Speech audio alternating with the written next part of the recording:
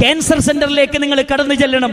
അവിടെ പാല് കൊടുക്കുന്ന, വെള്ളം കൊടുക്കുന്ന, വേദനിക്കുന്ന മനസ്സുമായി കഴിയുന്ന നൂറുകണക്കിന് ചെറിയ ക്യാൻസർ രോഗികളായ മക്കളെ കാണാൻ കഴിയും. പ്രിയപ്പെട്ടവരെ, ഒരു യാത്രക്കിടയിൽ ഞാൻ അവിടെ കയറിയപ്പോൾ എനിക്ക് കാണാൻ കഴിഞ്ഞത് 19 വയസ്സുള്ള ഒരു പെൺകുട്ടി അമ്മയുടെ മടിയിൽ തലവെച്ചുകൊണ്ട് കിടക്കുകയാണ്. അമ്മ വായിലേക്ക് വെള്ളം കോരിക്കൊടുക്കുമ്പോൾ ഇവിടെയുള്ള ഈ അടിഭാഗത്തുള്ള താടിയല്ലില്ല, താടിയല്ല് ക്യാൻസർ എന്ന് പറയുന്ന മഹാമാരി ബാധിച്ച് ഈ താടിയല്ല് മുറിച്ചു മാറ്റപ്പെട്ടിരുന്നു.